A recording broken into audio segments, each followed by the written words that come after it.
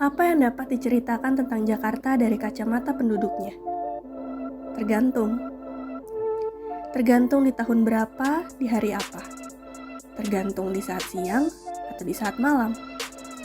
Tergantung seberapa lelah orang yang sedang kita tanyakan atau seberapa gemerlap hidup yang ia rasakan.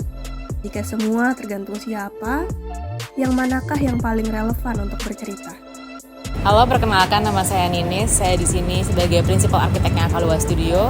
Saya di sini adalah creator dan tim saya juga creator juga untuk instalasi Gerbong Jakarta di acara Jakarta Architecture Festival ini. Challenge-nya adalah membahas tentang Jakarta dari masa ke masa gitu kan, transisi gitu. Pokoknya menceritakan tentang Jakarta. Aku langsung kebayang bahwa Jakarta tuh yang paling bisa menceritakan adalah tentang transportasinya gitu kan. Jadi aku merasa bahwa konsep tentang Gerbong Jakarta ini tuh memang benar-benar bisa memperlihatkan bagaimana Jakarta memperlakukan penduduknya gitu. Jadi banyak sekali cerita yang benar-benar bisa digambarkan, diceritakan hanya dari melihat satu gerbong transportasi aja gitu. Dan itulah awalnya konsep ini muncul. Terhadap orang yang datang dan menikmati instalasi ini bisa merenung sejenak, karena kita lokasinya di lokasi perkantoran, bukan di lokasi stasiun atau di lokasi kereta. Jadi ketika masuk bisa merenung sejenak tentang betapa bertransformasinya Jakarta. Jadi sebenarnya instalasi ini itu dia ada fitur nyala lampu sama nyala speaker. Jadi ketika ada orang yang belum masuk, itu lampu tuh masih belum nyala. Ada dua lampu kan, ada lampu RGB sama lampu yang warna putih. Nah, lampu yang putih itu baru bisa nyala kalau misalkan ada sensor gerak. Jadi ketika ada orang masuk baru dia nyala dan tiba-tiba ada suara MRT. Jadi kita cobain ya. Ini udah nyala dari tadi sih, soalnya udah ada orang. Kameramennya udah di dalam. Iya. Nah, terus ini juga ada filosofinya sendiri sih. Kayak ini ada rawis-rawis yang memang kita ambil material terbaik yang secara visual itu eye catching banget, tapi dia translucent juga, jadi bisa meneruskan cahaya.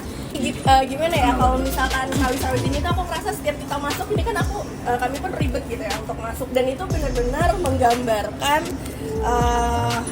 benar-benar menggambarkan kondisi di dalam kereta, apalagi di KRL gitu, yang bahkan mungkin lebih padat dari ini gitu. Jadi rawis-rawis ini tuh menggambarkan kepadatan gitu lah. Ya, jadi kayak melambangkan orang-orang gitu ini tuh. Experience berdesak-desakan. Betul. Meskipun seperti itu, kita coba bantu juga, ada orang beneran nih, manekin di sini. Ini ada manekin juga kita yang bajuin. Biasanya emang suka nyender kalau di KRL setiap ada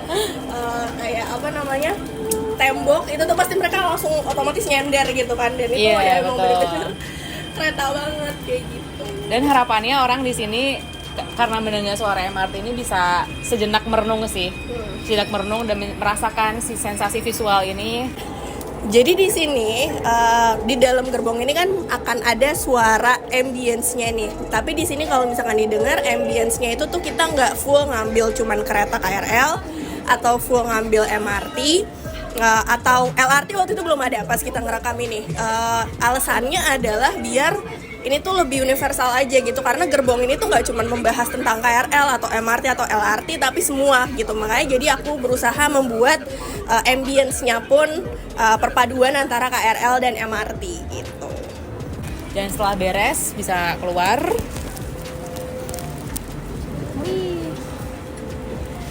Keluarnya ya juga suka berdesak-desakan.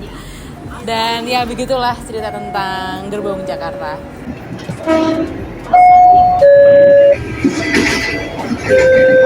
Pasca minggu baru, kami himbau untuk berhati-hati dan memperhatikan rambu dan tanda dari petugas.